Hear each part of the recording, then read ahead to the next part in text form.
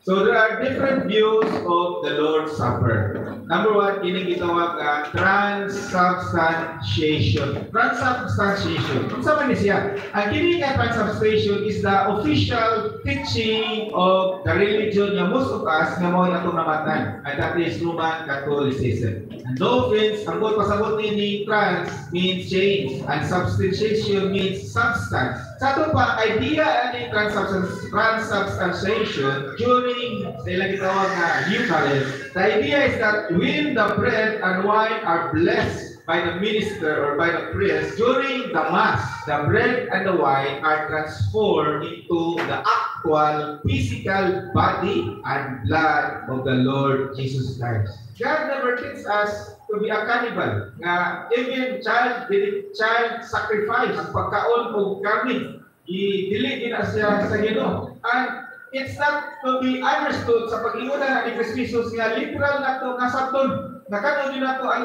lawas kung ibon din nato ang dugo. It is a metaphor na din ato makita ang Biblia. Jesus is saying to himself that he is a bread of life. Pagkaon ba tinapay ba si Jesus? No. Pero ang metaphor niya na siya ang pagkaon, siya pa, ginahalan na pagkaon, nga makabusog sa tuwa. Kung ingon siya, he is the air that we breathe. Siya ang atoang gininhawa. Siya ang atoang kahayag. It's a metaphor na ituon ni Jesus na siya ang atong ginahanglan. Yes, the first approach in interpreting the Bible is literal, but not all scripture should be interpreted literally. So on this understanding of the Lord's Supper or the Lord's Communion, mura o di kayo ni makawagtang sa itong kaliwasan, kumuha itong tuwan. But it will really contradict to the Word of God itself. It really contradicts. So on this first view, I would say a big no. And there are a lot of some Christian churches po, nga mo po ni ang ilang perspective about the Lord's Communion. And then, ginambinsan na ni Christus sa pagpartake niya na without any variation, dapat ang tanan niya nintukan niya partake. So there is what we call already a wrong application of the ordinances of God. Ikaduha kining gitawag na consubstantiation. Ang consubstantiation, ang kun meaning together, and substantiation still meaning substance.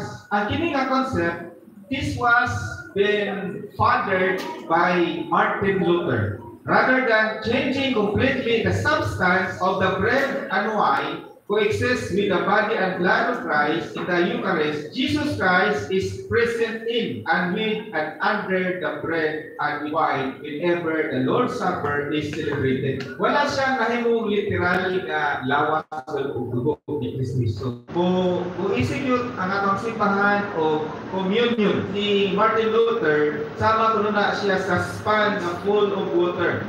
Ang sponge, di mao ang tubig. Pero ang tubig po, dili mao ang sponge. They are all together. Mao na ang consubstantiation. Pero ang duha are together with each other. And there are still some Christian churches na mao po ni ang ilang perspective with the partake, the Lord's Communion. The reason why I'm giving you this different perspective is that to give you a chance, an opportunity, your own analogy, upang analyze, kung sa mga din po'y mas maayo ugat na itong marugan o tuhan. Amen. Ang sunod mga kaisunan, pinigitawag nga co-memorialization. Ikatulo. Ang co-memorialization was fathered by Godrich Zwingli.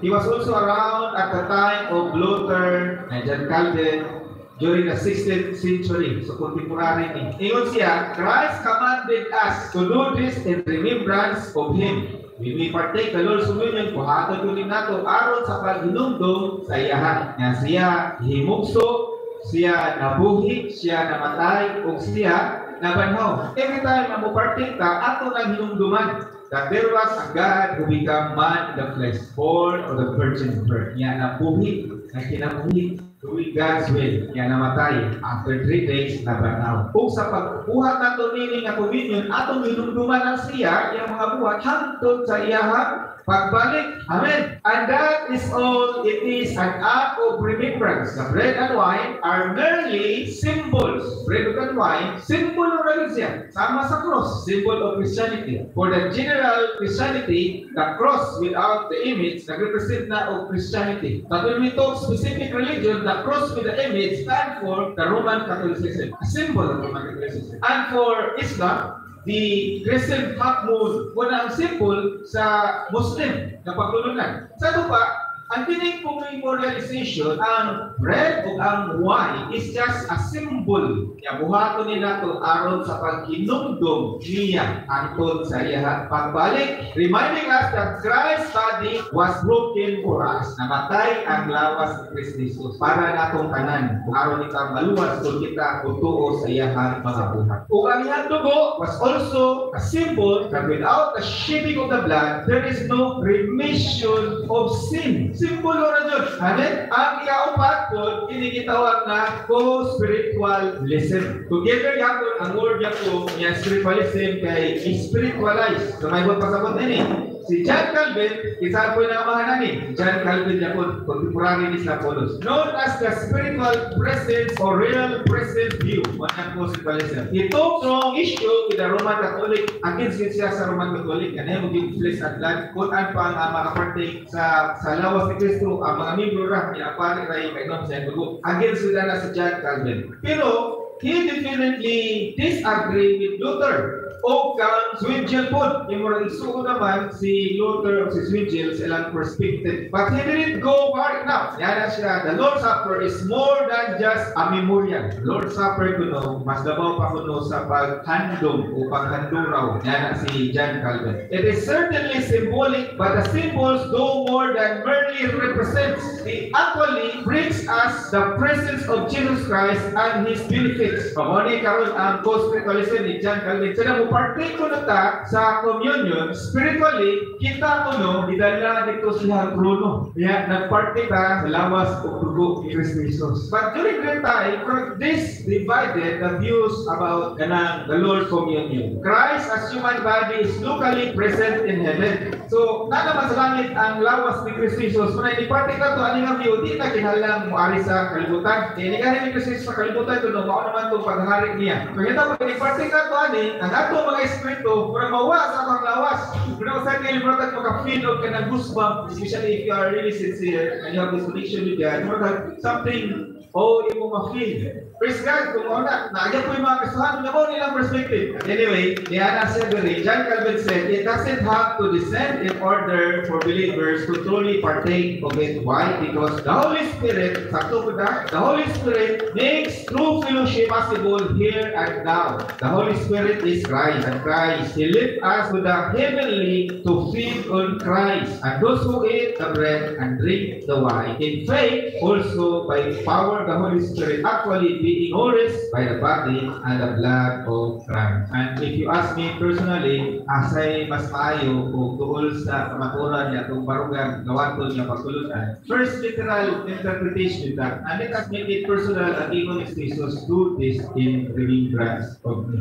Nothing more, nothing less. That is, for me, it's commemorialization. So let us look at, based on commemorialization, in memory, in remembrance. Ano kanino kanining na maghinugtog ka ni Kristo Jesus kay Jesus, bisan siya patay ng buhay siya. The meaning of the Lord's Supper, number one, what is the Lord's Supper? In 1 Corinthians 11:23 to verse 26, yun din na, 4 things. Number one, it is a simple act. Simple na doon siya na pagbuhat. Ibuhan na to sa communion. Nothing more, nothing less. Walay special effects. Number two, it is a reminder nga si Jesus, nabuhi, ang ipakatao, nabuhi, namatay, ilubog, unya, dapat nabuhatan ini, angkol sa akong pagbalik. It is a symbol. So kung Kristohanon ka, dapat kang bupartake sa communion. Amen. Siya mo na yung simbolo. It's a symbol. If you are a Christian, partake of the Lord's communion. Be part of the Lord's communion. Ikaw ba? It is a statement of faith. Sa mga statement of faith, basahin na sa verse 26 in your Bible. Ito na yung i-wrap up. Ayun din na, do this in remembrance of me. Na atong ituan na siya.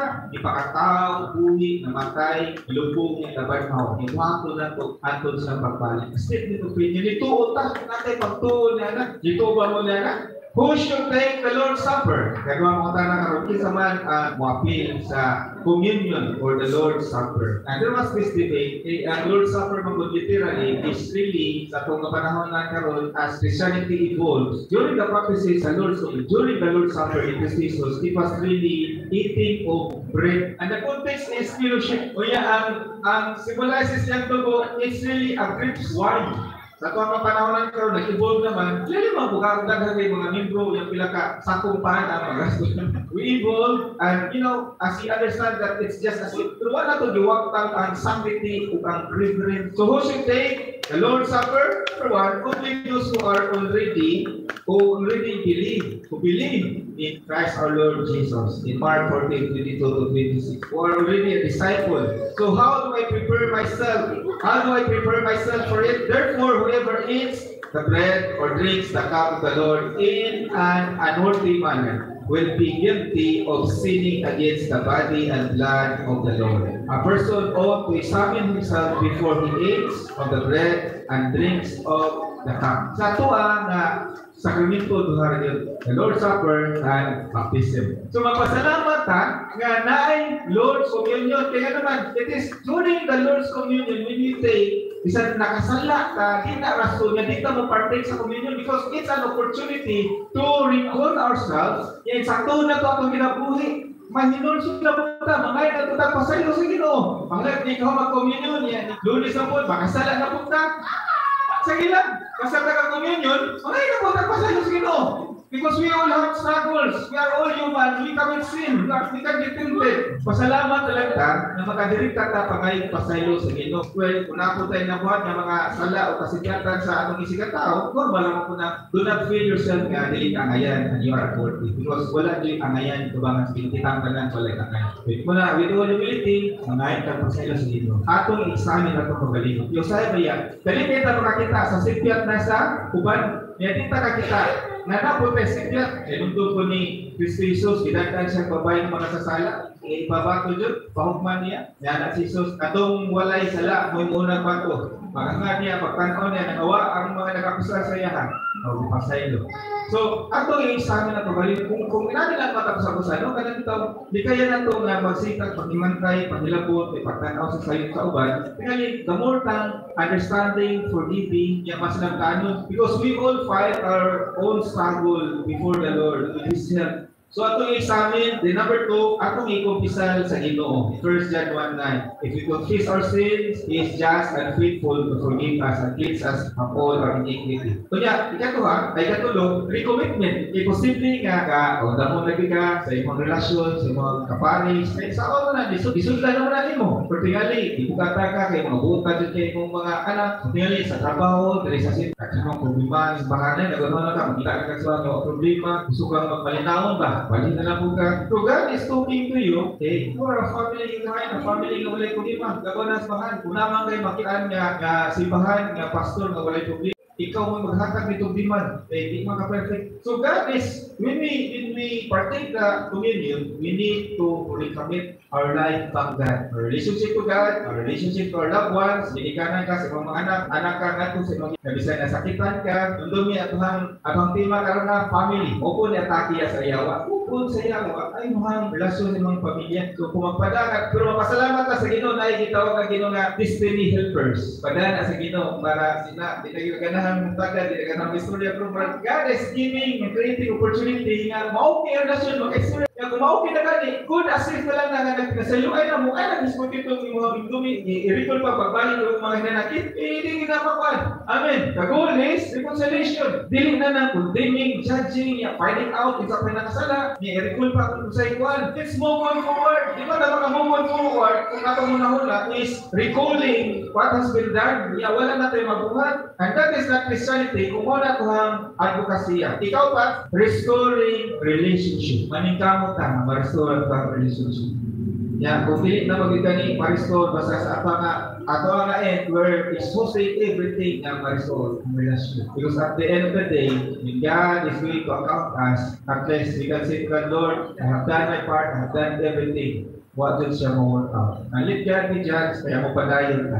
Amen? So, pakutan na din karon lastly, when and how often. Karoon na ito makisunan, si Jesus, wala siya magsulti kung kanus o kanunay ba. Kasi importante sa matagpuan na ito, mo na ito ginabuhat. In some churches, ginabuhat nila taga-Domingo. Kung tungod kayo, nahimo naman taga-Simba, taga-Domingo, the essence, the sanctity, and the reverence, nawagtangan siya o word o value. Kay nahimo na siya part na lang sa religion. Ya di ta gusto kay tabo ng inanak mag-partake nato sa communion. At least this will help us and give us opportunity na makakumpisan ta sa Ginoo ba. And that's the first sacraments of our church, the Lord's Communion. And it's my prayer when we partake the Lord's Communion. Ang partake katulang adunay igong panabot kung ganugyan na sila tinabuhi nato sa Kristus.